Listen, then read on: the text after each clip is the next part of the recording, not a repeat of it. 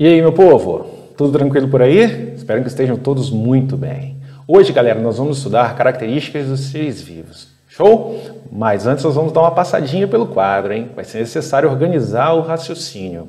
E, por favor, se inscreva nas nossas redes sociais, nos acompanhe, tem aí as atividades sempre à mão e, obviamente, as novidades também sempre à mão. Beleza? Eu sou o professor Charles, professor de Biologia do canal Escola Online.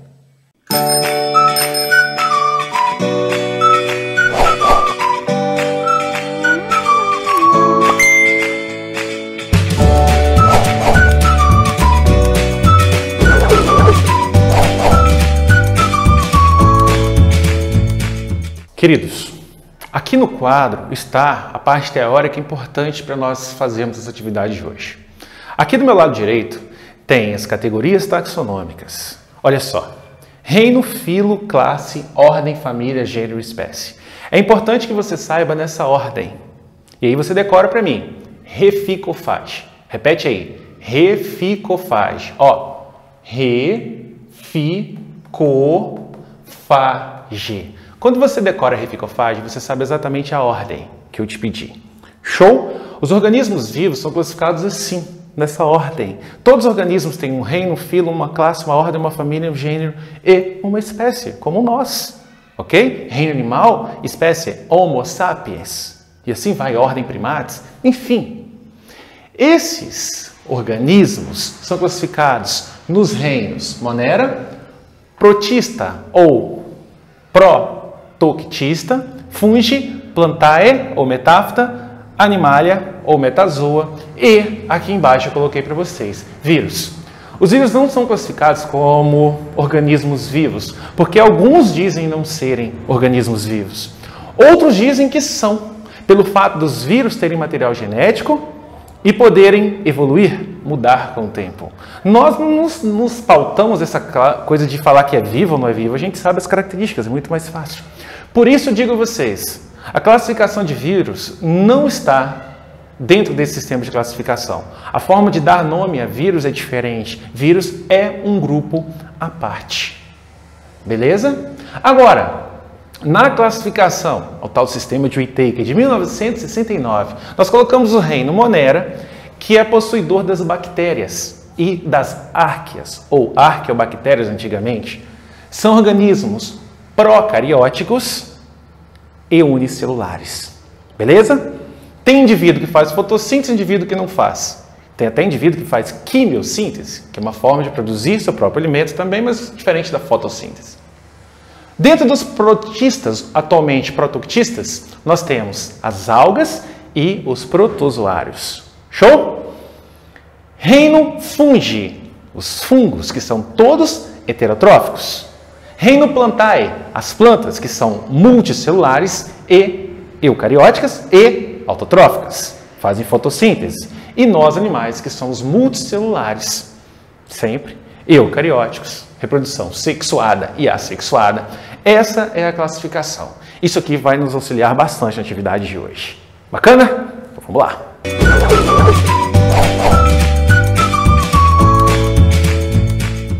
Atividade 1. Os naftoimidazóis, derivados de substâncias encontradas em árvores do gênero Tabebuia, IP, e o melhor entendimento das complicações da doença de Chagas, trazem novas esperanças de combate à enfermidade, que acomete 3 a 5 milhões de brasileiros. Estudos mostraram que esses compostos são capazes de matar Trypanosoma cruzi em células de camundongo em cultura. O Trypanosoma cruzi é um protozoário que causa o tal mal de Chagas, doença séria que mata bastante pessoas e ocorre só na América Central e América do Sul, por isso a gente chama de tripanossomíase americana. Show? É veiculada pelo barbeiro. Queridos, no texto são mencionados 3 tipos de organismos que pertencem a 3 diferentes reinos. Os organismos dos 3 reinos possuem uma característica em comum, ou seja, todos. Então vamos lá. Primeira linha diz de árvore, reino Plantae. Show? Depois ele vai para a segunda linha, onde fala da doença de Chagas, novos estudos, isso, aquilo. Aí a doença de Chagas, o agente etiológico, ou seja, quem causa, é o Trypanosoma cruzi, um protozoário do reino protista. Show? E fala de camundongo, do reino animal. Tanto o protozoário quanto a árvore, quanto o Trypanosoma cruzi, são organismos compostos por células eucarióticas. São células que possuem núcleo. Portanto, nós temos a letra C como resposta. São formados por um único tipo de célula, célula eucariótica. Agora vamos analisar. Letra A. São capazes de produzir substâncias orgânicas por meio da fotossíntese ou quimiossíntese? Não.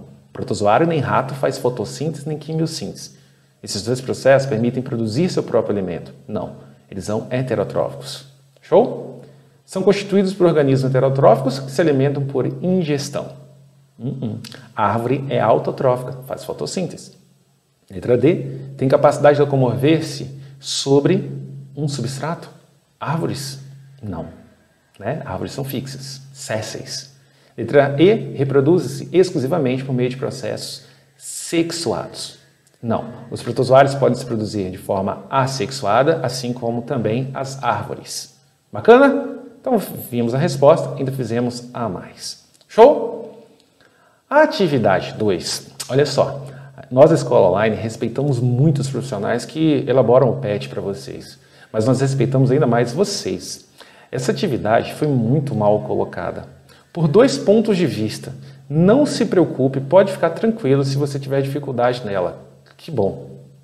Ou, que bom que você viu que você não sabe, porque você nunca estudou isso aí. Gente, essa atividade ela poderia vir num PET sobre reino animal, onde fosse dado para vocês subsídios teóricos, ou seja, colocar conceitos e trabalhar realmente coisas que são necessárias. Não é o momento, é só uma apresentação dos reinos, mas essa questão é extremamente conteudista, conceitual. Esse é o primeiro ponto de crítica. O segundo, essa questão ela é da FUVEST, ela foi anulada na FUVEST. É uma questão, por essa razão, colocada como adaptada. Lá ela era uma questão de múltipla escolha. Aí a banca da FUVEST errou e deixou toda ela sem resposta. Não tem resposta à questão. Vocês vão entender agora. Olha só. As lulas, que são moluscos, tá? As lombrigas, que são anelídeos. Desculpe, as lombrigas são nematelmintos. As minhocas, sim, são anelídeos. Então, estou falando de 3 animais. Ó, reino animal, filo molusca, lombrigas. Fala errado de novo não, Charles. Filo nematelminto, é o Ascaris lumbricoides, e minhocas, filo anélida. E tênias, filo platelminto, tudo reino animal. Eram reunidos antigamente em um mesmo grupo, denominado vermes, o que já não ocorre nas classificações atuais. Sobre as características morfológicas e de desenvolvimento desses animais, marque VOF. Eu vou tentar ser não chato, bem objetivo, mas te dar condições teóricas. O PET não deu. Primeira, as lulas, minhocas e tênias possuem celoma, mas as lombrigas são acelomatas. Celoma é uma cavidade que aloja os órgãos. Essa cavidade surge de um folheto embrionário chamado mesoderme. Ela é envolvida pela mesoderme. Difícil, né, galera? Não é difícil, não. É porque você realmente não teve condições teóricas. Não foi te dado condição teórica para fazer isso. Olha só. Está errado. Por quê, Charles? As tênias são organismos que não possuem celoma. Tá bom? As minhocas e as lulas, sim.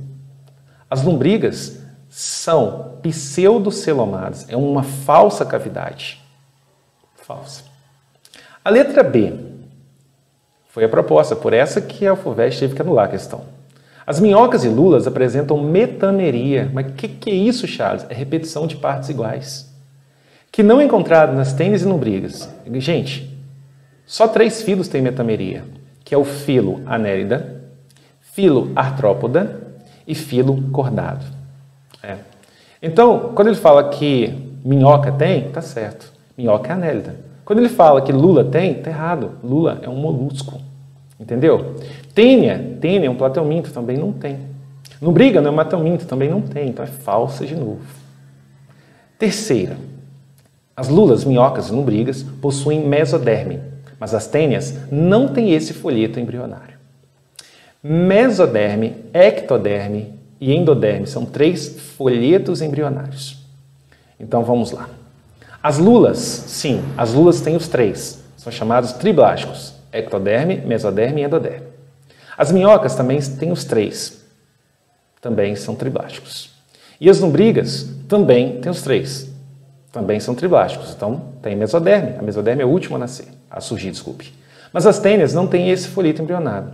Errado, as tênias também possuem. Ok? Então, mais uma falsa. Quarta, as minhocas e lombrigas apresentam simetria bilateral. E as tênias e lulas têm simetria radial. O que é simetria bilateral? Pensa aí, olha para mim agora. Imagina você me partindo ao meio aqui, ó, pelo eixo que acompanha minha pequena testa e meu narizinho. Pensou? Então você me partiria em 2 metades semelhantes. Show, moçada? Aí, isso se chama simetria bilateral. A simetria bilateral ela ocorre nesses animais que estão citados aí. A simetria radial seria um animal tipo água-viva, sabe? Que é meio redonda. Aí sim, você tem vários planos de corte. Você corta ela como se fosse um guarda-chuva, várias partes. Nós não, nós somos bilaterais. Só existe um local no corpo que você corta e você vai ter 2 metades semelhantes. Mais uma falsa. E a última. As lulas e minhocas possuem sistema digestório completo, mas as tênias e lombrigas, ele é incompleto. O que é sistema digestório completo e o que é incompleto? Completo é quando tem boca e ânus, como nós. Está errado de novo, pessoal. Todos esses caras citados aí têm sistema digestório completo. Então, as lulas e minhocas possuem sistema digestório completo, mas as tênias e lombrigas, ele é incompleto. Aliás, as tênias nem têm, tá? Elas absorvem os nutrientes pela parede corporal, porque elas são parasitas. As tênias, se você nunca estudou, são as famosas solitárias. Pessoal, todas são falsas. A FUVEST, ela tentou fazer a questão, ela errou, então ela tornou uma questão que ela imaginou que fosse ser verdadeira, que é a segunda opção, como falsa também. Por isso que eles adaptaram. Mas vale a crítica construtiva. Essa questão não deveria estar aí, tá bom? Gente, a 3 eu coloquei um link para vocês estudarem logo as doenças de vírus. Cai muito nas provas, muito no Enem. E outra coisa, é a biologia da sua vida. É a biologia que te ajuda a entender, não ser alienado. Explico por que alguns autores não consideram os vírus como sendo seres vivos. Gente, quando vocês me perguntam sobre vírus, eu nunca remeto a eles com adjetivos. Eu sempre os chamo de vírus. Ô Charles, o que você acha dos vírus? É vivo ou não é vivo? Os vírus? Os vírus são os vírus. É vivo? Não sei. Não, são apenas seres inanimados, mas que conseguem parasitar células. Isso eu vejo, tem livro, pessoas falando. Não sei. Eu prefiro falar o seguinte, vírus são vírus. Olha que fácil. Vírus é o quê? É vírus. Ele é formado por uma cápsula de proteína que envolve um material genético. Agora, por que realmente muitas pessoas falam que vírus não são organismos vivos? 2 razões. Olha a minha proposta de resposta. Olha aí. Eles não são feitos por células. E um vírus, ele só consegue ter metabolismo se ele estiver dentro de uma célula, galera. Vírus parasita célula de bactéria, célula de fungo, célula de animal, célula de protozoário, célula de planta. Ele precisa da célula, pelo contrário, ele não consegue se reproduzir. Tem seus processos metabólicos, então ele é literalmente um cara que vai escravizar alguém. Sempre. Por isso que se nós tivéssemos feito um confinamento de pessoas no Brasil, nós não teríamos perdido, hoje, cerca de 70 e poucas mil pessoas já. 70 e poucas mil vidas. Nossa, Charles, atrapalharia a economia. Sim, mas por um período muito breve. E depois nós teríamos, novamente, um controle da doença. O que aconteceu? Muitas pessoas continuaram saindo. E a culpa, sim, a palavra é culpa. É forte demais, Charles, mas é a palavra correta. É dessas pessoas que não se precaveram no momento certo. Se todos tivéssemos feito o confinamento naquele momento, aí as pessoas que estavam parasitadas teriam sido testadas ou, mesmo sem testes, elas teriam passado pela doença, ou, Deus queira que não, mas morrido. E, como o vírus é parasita intracelular obrigatório, essas pessoas teriam sido curadas, não passaria à frente. Vocês entenderam? Foi isso que países europeus fizeram. Aí você fala, Charles, mas está tendo ressurgência da Covid. É porque, galera, as fronteiras não existem, navios, aviões, acaba voltando, entendeu? Mas infelizmente, né, galera? Muitas vidas se perderam e infelizmente muitas ainda vão, por conta desses caras. São parasitas intracelulares obrigatórios. É por isso que os infectologistas, a OMS, existe todo um embasamento científico sobre o que eu estou dizendo com vocês. Nada é o que eu acho. A gente não pode achar na ciência, a gente tem que provar por números. Bacana, galera? Aliás, protejam-se, né? Senhores, atividade 4. Essa aí já é muito simples, ó. É de acordo com o que a gente trabalhou agora há pouco no quadro. Ó, reino Monera. Antigão, né? Qual a característica aí que engloba reino Monera, hein? Lembra que são os únicos indivíduos procarióticos? Então você marca a segunda, procarióticos, as bactérias e as árqueas. Reino protoctista, ou antigamente protista, é o que tem protozoários e algas ao mesmo tempo, ou seja, tem indivíduos fotossintéticos e indivíduos que precisam comer. Segundo, né, galera? Olha lá, ó, tanto o autotrófico, ou seja, faz fotossíntese, como as algas, quanto heterotróficos, com os protozoários. Fungos. E aí? O que você diz dos fungos? Fungo faz fotossíntese? Então tá aí, ó. Eucarióticos, uni ou multicelulares e heterotróficos. Unicelulares como as leveduras, por exemplo, também chamados de fermento de padaria, fermento biológico. Bacana? Planta. Plantae. Qual seria? Agora você está ali. Faz fotossíntese ou não faz? Faz, né, gente? E o último, os animais. Eucarióticos, todos feitos de muitas células e não faz fotossíntese. Heterotrófico. A gente precisa comer. Show de bola? E a última atividade, como mostrei para vocês no quadro, reficofage, resolve a sua vida. Reino, filo, classe, ordem, família, gênero e espécie. São as categorias taxonômicas ou taxas. Escolha a alternativa correta considerando o nível hierárquico dos taxa. Taxa é plural de taxon.